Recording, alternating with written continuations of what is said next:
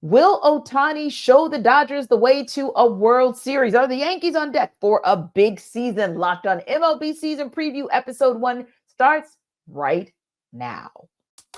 The Locked On Podcast Network presents the 2024 MLB season preview.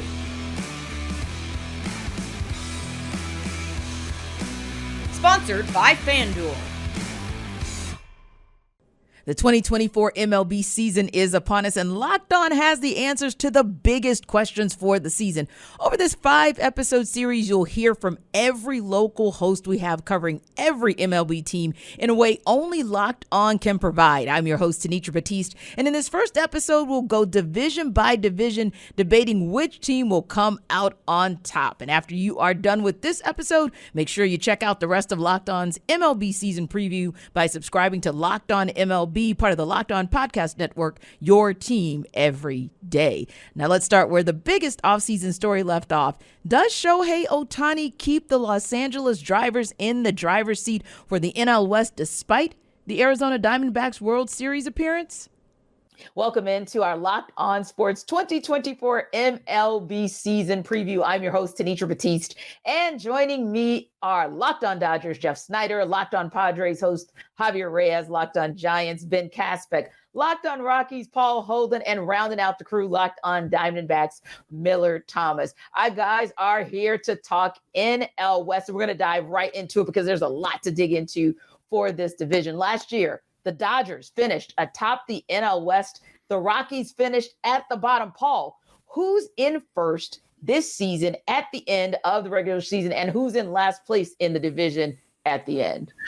Unfortunately, the evil empire reigns supreme over the NL West, and I unfortunately will have to concede that I think the Dodgers will be at the top of the NL West at the end of the season. Now, what they do in the playoffs, that is still to be seen. It's a team that has to prove themselves in the playoffs, even with this big roster. We've seen it too many times with this Dodgers team where there's all this momentum, there's all the hype, and then in the big moments, they aren't able to get to the big game. They certainly have the tools to do so. They certainly spent the money to be there. They are certainly the team to watch in all of baseball, but I have the Dodgers at the top of the division there, and unfortunately, that leaves a really tough hill to climb for my beloved Colorado Rockies. Indeed, indeed. How about you, Jeff? You see your Dodgers at the top of this division at the end of this regular season? Yeah, I mostly just want to congratulate Paul on correctly pronouncing the word playoffs twice. I didn't know if he had enough experience to do that. But yeah, you know what? The Dodgers, like you said, unfortunately, it's true. Winning the division isn't really the problem most of the time. The Giants did have one fluke season a couple of years ago when they won it. But for the most part, the Dodgers wins. Yeah, and how they do before and after. Anyway, the Dodgers, yeah, they're going to win the division. And the big question is by how much and who else grabs one of those wild card spots, because unfortunately what the D-backs showed us last year was that you can grab a wild card spot and go really, really deep in the postseason. Yeah, that's kind of where my thought was as well. And it's interesting because, Javier, I kind of look at it and I think, hey, and we know all too well here in Atlanta what that looks like, but ultimately speaking, you still want to win. There's something to be said about winning the division. There's something to be said about the potential position that could put you in. Do you think the Dodgers get it done again this year? Yeah, I mean, look, like Jeff said, that's never been the problem, is the division, first of all, just to attest to that. And with everything they added this offseason, it would be actually more impressive if they didn't, I think, at this rate. I'm not even trying to be mean. I think that would be a huge upset if they don't win the National League West this year. And the playoffs, look, has every person, with the exception of Paul, no offense, his team beat the Dodgers in the playoffs more recently, aside from the COVID shortened year? Yeah, the Diamondbacks. I'm pretty sure. I don't know when the Giants did, but I'm just going to assume never. I'm just going to assume never has. They only played once. They only played once. All right, fine. And then the Padres beat them when it was actually fair in a full game series and all that, and their pitchers were healthy. But I'm a believer in the law of averages, and I think that eventually the Dodgers can't blow it. I'm not trying to be mean. I just don't think that they will. It's just, I just can't get over that. Like, I know that we have people that will go against that rule. James Harden of the NBA is a great example, right? But for the most part, I just think adding Ohtani, there's something about him with the winning experience from the World Baseball Classic. Eventually, Mookie Betts isn't going to go 0 for 45 or whatever he is in the playoffs right now, as of late. So I think that the Dodgers are going to be comfortable. Now, when they face some of the best teams in the league, maybe if they get to the World Series, that's a different story. But I just don't sense with this team, with all the momentum, with the Ohtani effect, I don't sense this team having a really catastrophic Padres or Diamondbacks or whoever, whatever, Angels, whatever kind of underwhelming team by comparison to them ends up beating them. So I think they've got it. You concur, Ben? Yeah, I think it's a pretty easy call. And again, like I'm going to echo what everyone else says. The division is not the problem for them. And it took the one time they didn't win the division in the last decade, it took 107 wins to hold off a 106 win Dodger team. And so they are not one of those teams that just has a major disappointment of a season like the Padres did last year. We were all on here last year. Everybody but two of us, Jeff and I, picked the Padres to win the division, and they won 82 games, and the Dodgers won 100. And Ben only didn't pick them because he didn't want to jinx it. He thought they were going to win it too. I didn't. I mean, I thought it was closer than people thought because of what I'm saying, which is that they just Andrew Friedman is really good at his job and constructs a roster that doesn't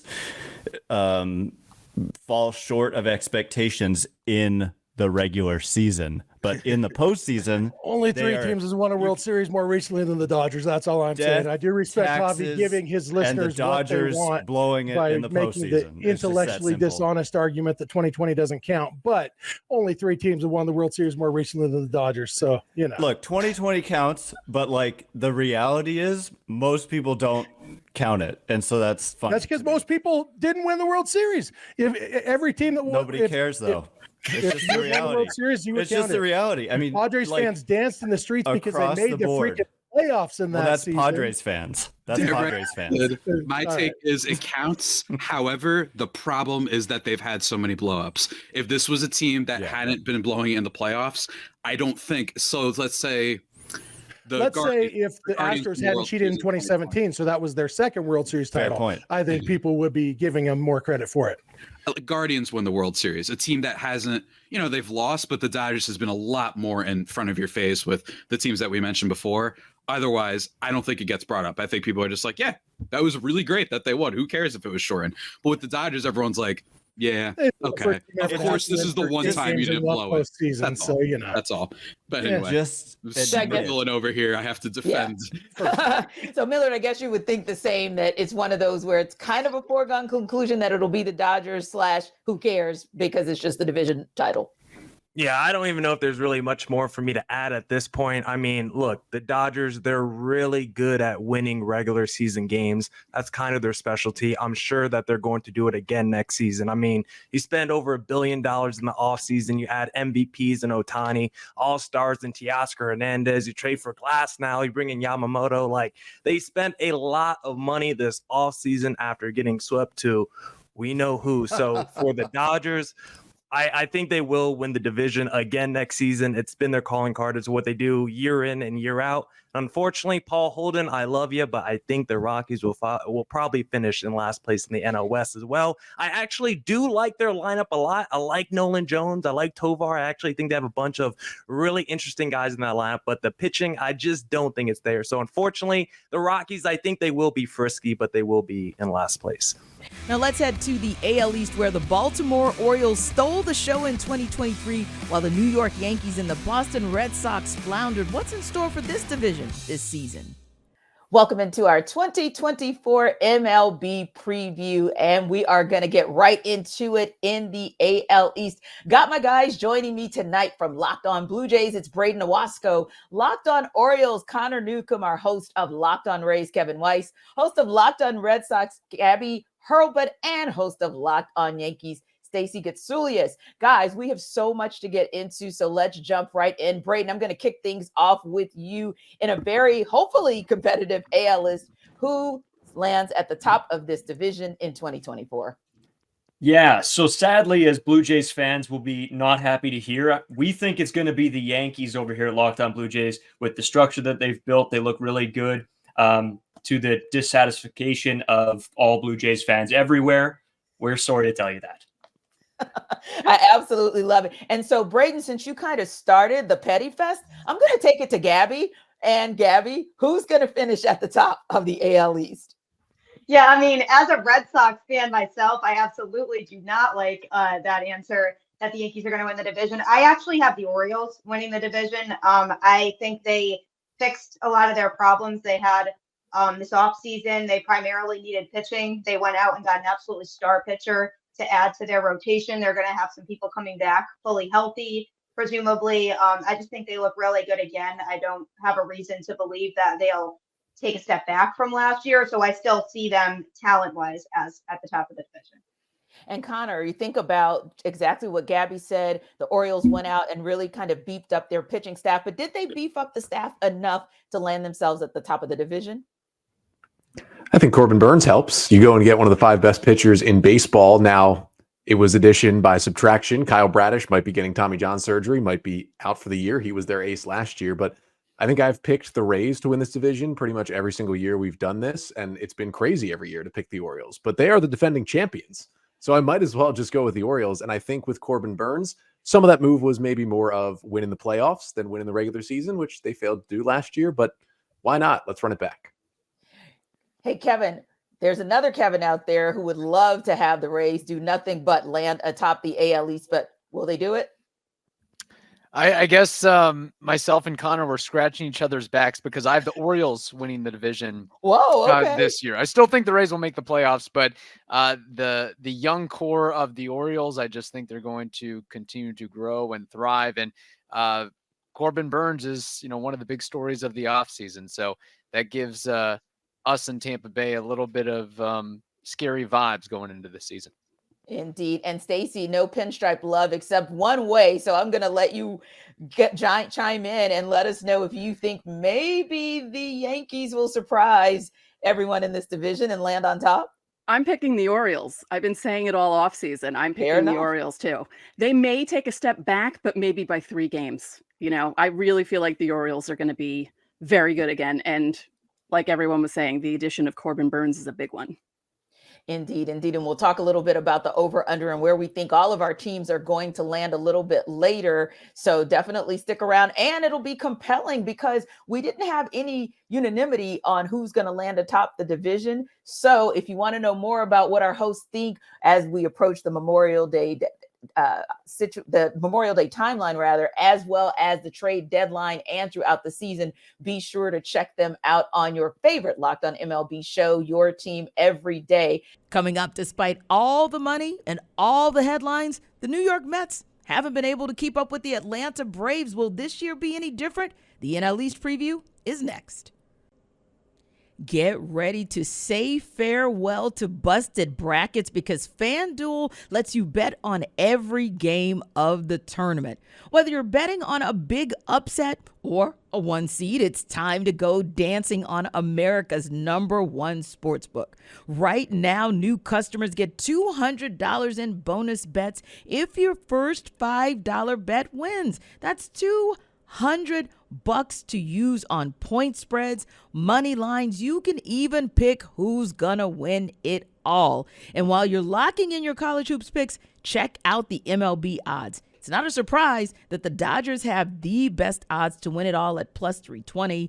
The Atlanta Braves aren't far behind at plus 450, followed by the Houston Astros at plus 700. Just visit FanDuel.com/lockedon and bet on college hoops until they cut down the nets.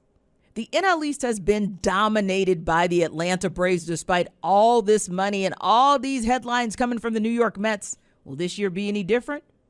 Welcome into our 2024 MLB season preview. I am your host, Tanitra Batiste, and it is time to talk NL East. Here with me is host of Locked On Phillies, Connor Thomas, host of Locked On Mets, Ryan Finkelstein, filling in for Jake Mastriani for Locked On Braves, Lindsey Crosby, host for Locked On Marlins, Peter Pratt, and host of Locked On Nationals, Ryan Clary. Guys, we got a lot to get into in a very hot division. So I just want to make sure that we have enough time for each and every one of you guys to speak. I'm going to come right out of the gates because this team didn't necessarily win the division last year, but certainly they won big in terms of what they were able to do in the postseason. So Connor, I'm coming to you first. Sounds good. Boys, Connor, Thomas, put it on the table. Who's winning this division? It's going to be the Atlanta Braves again, and it's not going to matter. That's just how this works in the NL East in the past couple of years. Like, honestly, I don't know why the Phillies would want to try and compete for the division because they have the playoff formula set when it comes to getting into October. But I'll tell you this, the Phillies are going to make this as competitive, I think, as the Mets did a couple years ago when you had a couple 100-win teams in the division. Not that the Phils are going to win 100 games, but I think Atlanta's going to have a run for their money for the division, unlike last year. Indeed, indeed. And Lindsay, it's interesting that Connor says that because I think when we looked across our entire group, our entire panel, both Ryans and Peter, everyone's like in agreement. Yeah, Braves are probably going to win the division. Is that how you see it as well, that the Braves will win it, but the Phillies will make it competitive? That's kind of the consensus around baseball in general, is that Atlanta's going to win the division.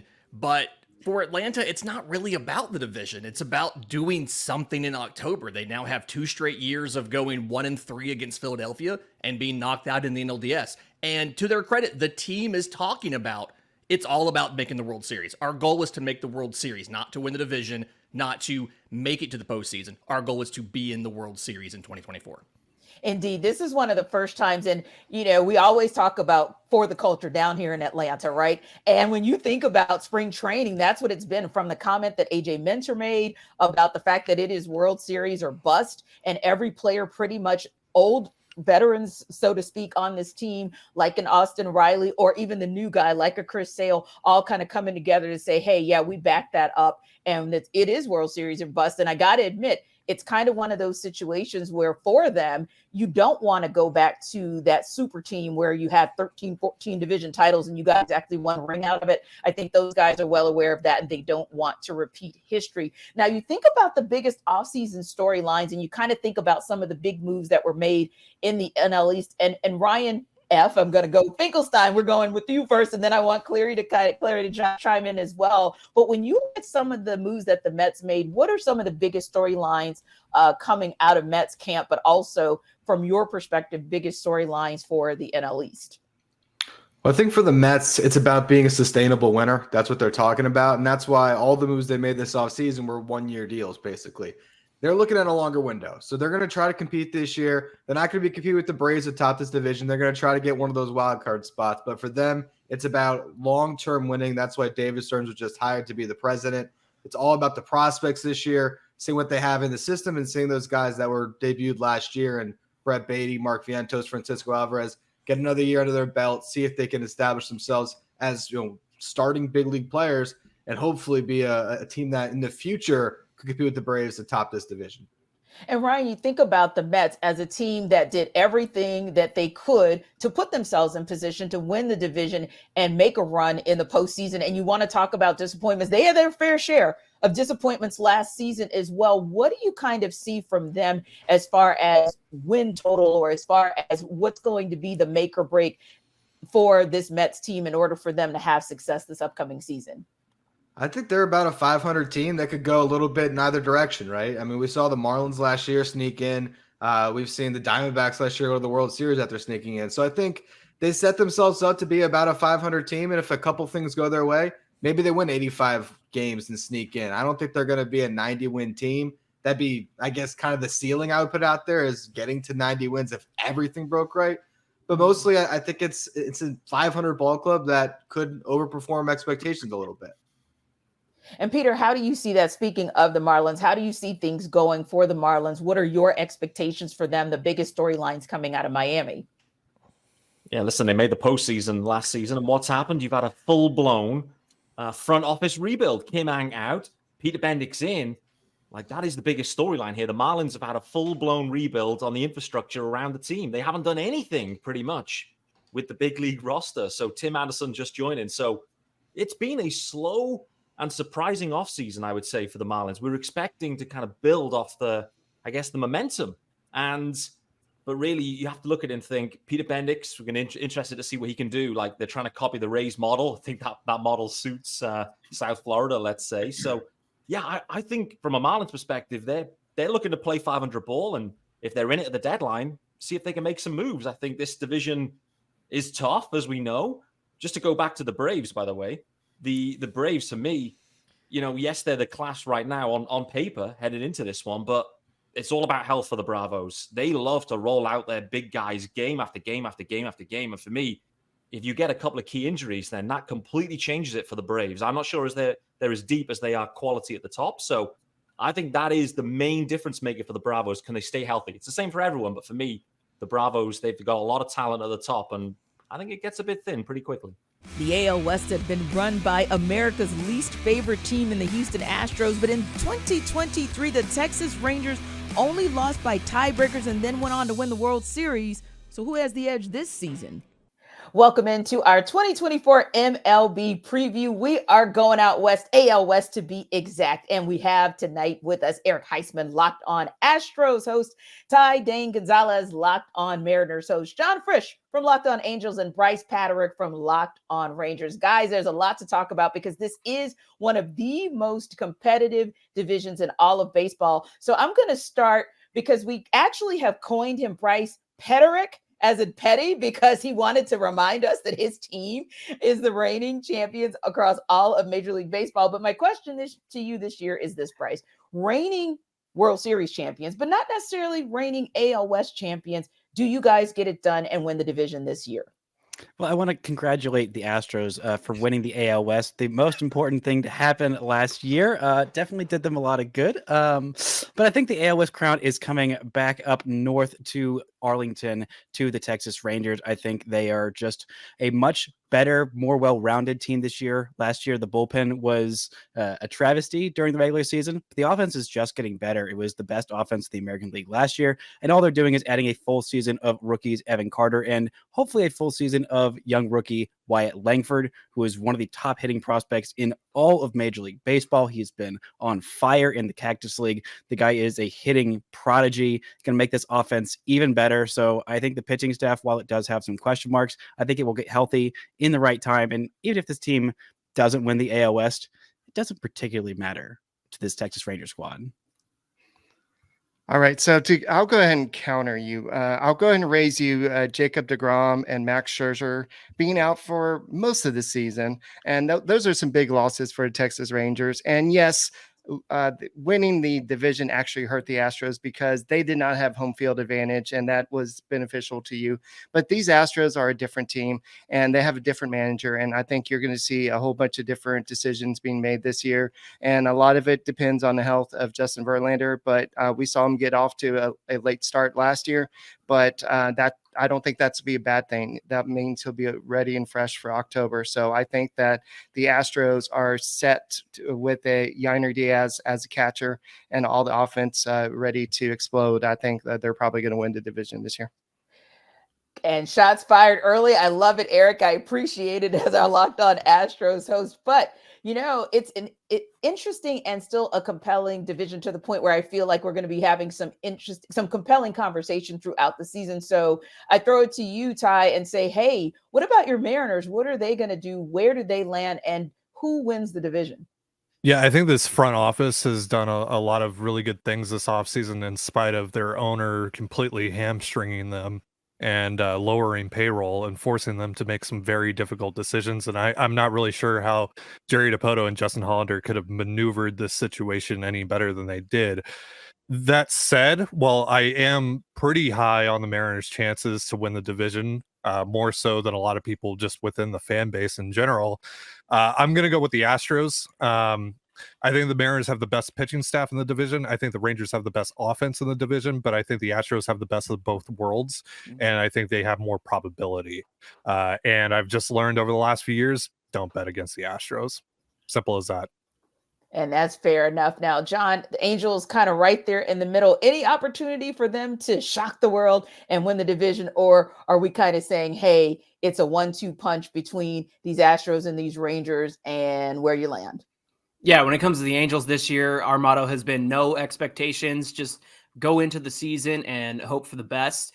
They've got a really young staff, which will be exciting for Halo fans. But as far as winning the division, that is certainly out of reach. If I had to take a guess at who's going to get it this year, I think I'm going to go Rangers. I think the Astros are getting older. I think the Rangers, like Bryce said, they get a full season of some of their young studs that are coming up, and we got to see them a little bit last season.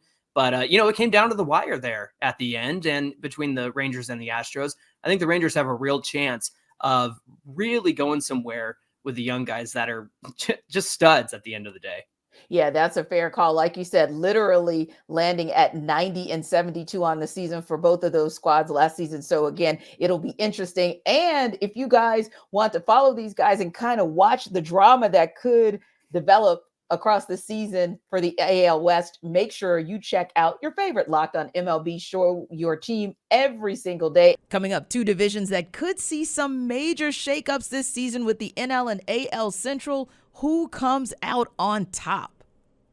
Fire TV is your destination for sports, from live games to highlights to in-depth analysis. Fire TV offers amazing viewing experiences with smart TVs, as well as the Fire TV stick that you can plug into your existing TV that provides access to millions of movies and TV episodes, as well as free and live TV. Whether it's opening weekend for baseball or the college basketball tournament, you're going to want to have a Fire TV.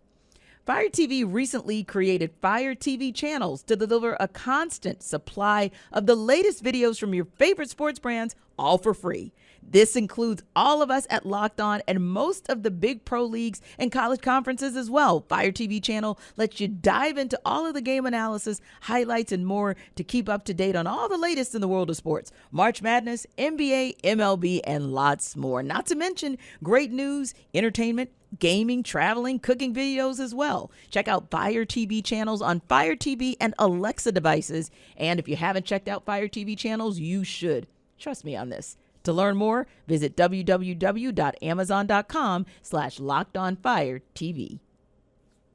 The NL Central saw the Milwaukee Brewers on top in 2023, but will the Chicago Cubs or Cincinnati Reds have anything to say about that this season? Welcome into our 2024 MLB preview for the NL Central. Joining me tonight are Ethan Smith for Locked On Pirates, JD Haffron from our Locked On Cardinals podcast, Stephen Offenbaker, Locked On Reds, Chuck Freeman, Locked On Brewers, and wrapping it up would be Sam Ober, our guy from Locked On Cubs. We got a lot to dig into, so let's get it going. I'm going to start with you, Ian. Tell me, who will win this NLC Central Division for 2024? Before Cody Bellinger signed, it was a very tough decision. And even after, I think it's a very tough decision. But I do think, and it pains me a little bit to say it as a Pirates fan, but right now I do think the Cubs are the front runner with what they've done in the offseason and what other teams may have not done this offseason, and what's a very winnable division in the NL Central. And it's interesting that you would say that, because then, of course, I have to ask Sam, do you agree that your team potentially can and will win this division? Yeah, I think it's going to be really close. I think it's going to be a 3-horse race between the Cubs, Cardinals, and Reds. And to me, I believe the difference is going to be Craig Counsell. I think that's the biggest acquisition, and I think he's going to push the Cubs over the top. And I think it's going to be really close, but I'd lean Cubs. And you talk about that 3-horse race. It's so interesting, Sam, because so many of the races are going to be tight in several of the divisions. So it'll be interesting to see kind of how it plays out in the NL Central as well. What do you say, JD? How does this race play out in the NL Central this season? It's hard to argue with what Ethan and Sam both said. My heart says the Cardinals have done enough, but at the same time, we thought we did enough last year, and they fell on their faces and ended up in last place. So it's hard to trust anything that the Cardinals have done this offseason. I'm excited about Sonny Gray coming, but at the same time, I don't know if Lance Lynn and Kyle Gibson were the answers when there's better pitchers out there. So, but it's hard to disagree with what they said there, where those are the top 3 guys, and I think a lot of it will depend on who's healthiest throughout the season. Yeah, health is so important. It's so important. It's, one of those variables, Chuck, that you don't know until you get into the season. And then you talk about getting into the season. And as those injuries pile up, or as they happen, you hope they don't pile up, but you never know. And then it becomes, who's wheeling and dealing the right way at the trade deadline should injuries start to have an impact to see you get through on the other side. Who do you call this division for this season? It's always tough to count out the St. Louis Cardinals. To what happened last year with them was stunning. And I always thought they were going to make a recovery. They made a couple of teases along the way, but it didn't happen. Never want to count out the Cardinals. But I like the Reds. The Reds got a good young core. De La Cruz is a rising star. I think they've improved their pitching staff. Getting Candelario was a big pickup for them.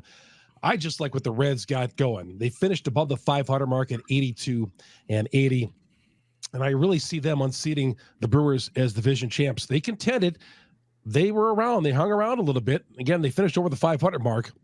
But I see the Reds finishing the job this year and getting that NL Central Division title. Steven, De La Cruz is so much fun to watch. But do you feel like the Reds have done enough to put themselves in position to take this division this time?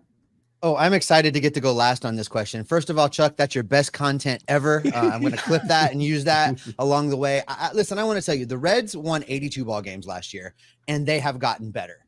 When you look around the rest of this division, I think the Cubs are their stiffest competition, but the Cubs, they really haven't gotten all that much better. They swapped out Stroman for Yamanada. They brought back Bellinger, and they're basically the same team that they were last year with some youth that is either going to pan out or it's not. We just don't know.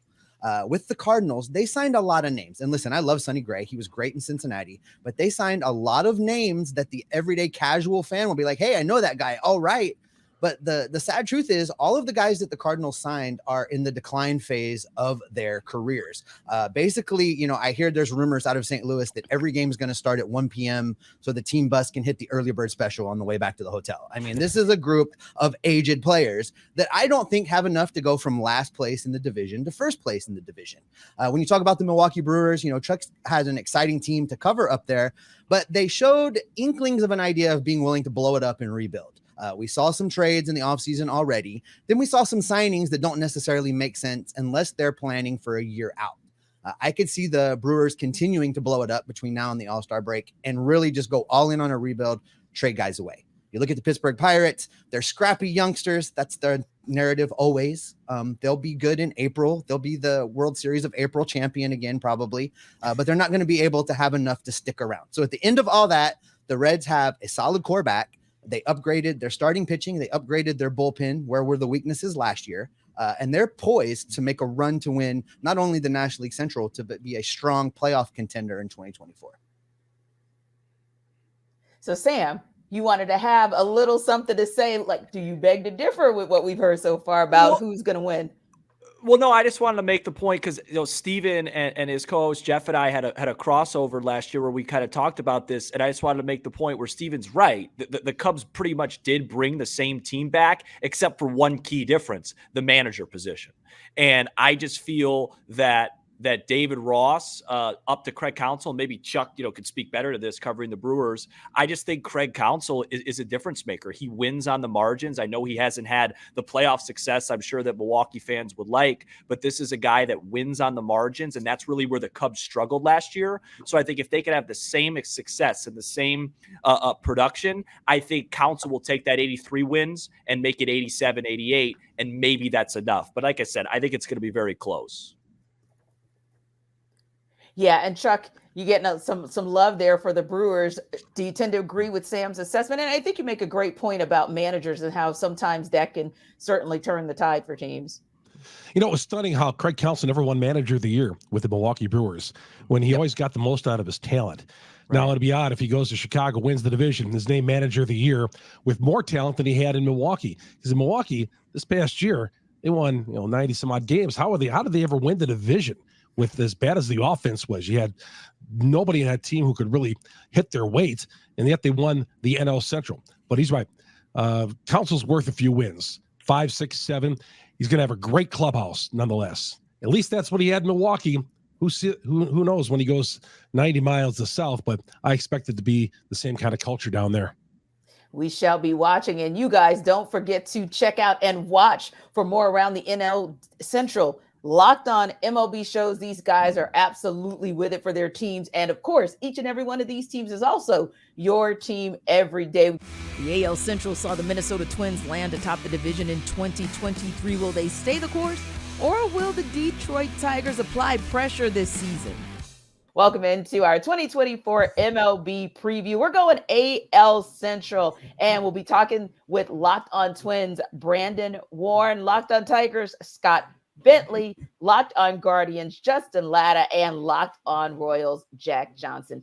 Now, guys, it's going to be absolutely, positively just fun. Nothing but fun, nothing but storylines and good deals and winnings and losings. And let's start with the winning part of what's going to go on in the AL Central, at least what we believe it to be in 2024. Brandon, I'm going to start with you. So this AL Central division could be as competitive as any other division within Major League Baseball. But what do you see as that team that's going to be head up and shoulders above the rest in 2024?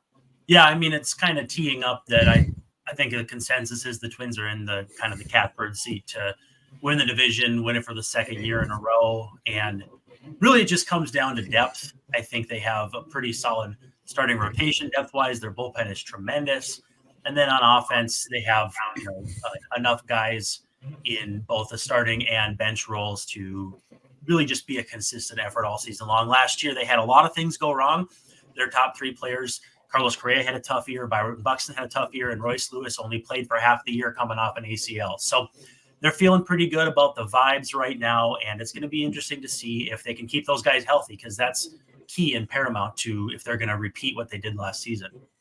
Yeah, I couldn't agree with you more. It's always so difficult to kind of project out so early because you never know what the twists and turns are going to be in the season. And then you, in addition to, like you said, you're talking about injuries, but you're talking about trade deadline shifts and moves, not just by the Twins, but others who are in that particular division. So that might inform a lot of what happens. And like you said, 2023, it was the Twins, but in 2024 could be a little bit different, Scott. Could be your Tigers that kind of bring up the rear. It just depends with them finishing second in the division in 2023. Where do you see it falling in 2024? Who's going to be at the top?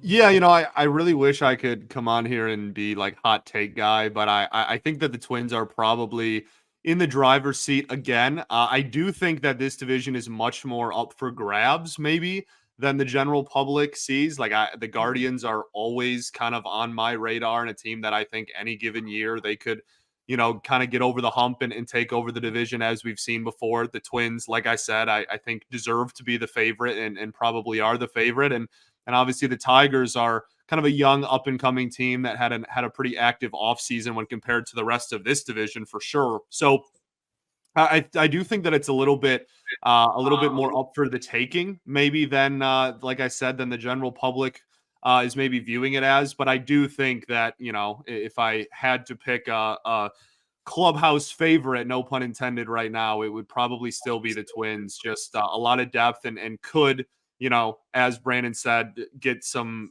bounce back performances from some big players. Did lose some players in the offseason as well, which is why I think it's maybe a little close. But I do think that they, at the end of the day, just have the proven track record and kind of the floor, I guess. The ceiling is where every team is kind of the big question marks are, but the floor, I think, for the Twins is really high up there. Same with the Guardians, I guess, to be honest. Yeah, and when you think about that, Justin, the Tigers and Guardians so close in terms of where they landed at the end of the season. 78 wins for the Tigers, 76 wins for the Guardians. How do you see it playing out in the AL Central? Do the Guardians maybe make that leap and get to the top of the division, or is it the Twins? The good news for the Guardians is that this is a division full of mediocrity. So 84 wins could win the division. And they have maybe the highest ceiling in terms of the pitching rotation. They've got 5 really good starters, but the question is, Shane Bieber missed most of the last year. Tristan McKenzie made 2 starts last year, and you've got 3 sophomore starters who were all very good last year and all have a lot of upside, but you never know how those pitchers are going to do in year 2. And there's no telling right now if Bieber and McKenzie will be healthy. In a perfect world, that's a great rotation. If all those guys hit their ceilings, then it's the best rotation in the division. It might be one of the better in baseball, but they're not blessed with the balance that the Twins have. They don't have the depth. The Tigers might have a better lineup, But there are some emerging young prospects. I mean, Kyle Manzardo might take over first base for Cleveland at some point this year. They'll get a full season of Bo Naylor, a catcher who will be their best offensive catcher in maybe a decade, which has been a long time since they've had a catcher that didn't bat ninth. Josh Naylor's here for a full year. Jose Ramirez is still here. There's some question marks on offense, but there's a lot of ceiling if they can introduce some of the younger hitters, get a good full season out of them. The bullpen will be a question. It was kind of a disaster a year ago. A lot of one-run games. If they can avoid playing one-run games this year, they'll be a lot better for it. Mm-hmm. But as we saw last year with the offense, there's no guarantees of that. Yeah. And then you kind of get to the bottom where the White Sox and Royals kind of found themselves last year, Jack. But you just kind of never know what might happen. Stranger things have happened for teams going from worst to first. But in this case, AL Central, who do you think wins the division in 2024? Yeah, it's hard to go against Minnesota here. I mean, I think they've got an elite bullpen. They've got such an elite rotation. I mean, when you have a guy like Pablo Lopez up front, I mean, that's a Cy Young candidate right there. It's hard to go against a team with such good pitching. And offensively, they're no real slouch either. I mean, I know here in Kansas City, there's a lot of people that are optimistic, but mainly because there hasn't been much to be excited about over the last, 5 to 6, 7 years, ever since they won the World Series. And they finally got active in free agency. They tried to revamp that bullpen a little bit. You feel good about top 3 in your rotation with Michael Wacha, Seth Lugo, Cole Reagans, of course. And then after that, you're hoping for a lot of bounce back guys. I mean, Bobby Witt Jr., of course, is going to be the star of this team. You feel good about Vinny Pasquantino, but then it's, where else are you going to hit the production from offensively? You look to Maikel Garcia, MJ Melendez, Michael Massey can bounce back. If Salvador Perez can stay healthy, I think for Royals fans, what they all want here is to have competitive baseball all summer long. I mean, I think that's at the top of the list right now. But when you're looking at a division champ here, even with the Central being weaker, it's hard to go against the reigning champs here in Minnesota. I just love their pitching staff. And right behind them, I mean, it could be a Detroit or a Cleveland there. But I think I have Kansas City improving for sure, but it's still a ways to go. Indeed. And, we're talking about those improvements and we're talking about where everything may fall out with the AL Central, but ultimately speaking, we might be having a different conversation around Memorial Day, might be having a different conversation around the trade deadline, and then ultimately a different conversation towards the end of the season. So you got to keep up with the AL Central if you want the best in what they are able to offer. Check out your favorite Locked On MLB show, your team every day. Now that we've heard predictions for every MLB division for 2024, check out the rest of Locked On's MLB season previews, including over/under win totals for every team, the biggest offseason storylines, and who are the MVP candidates. Don't miss an episode by subscribing to Locked On MLB, part of the Locked On Podcast Network, your team every day.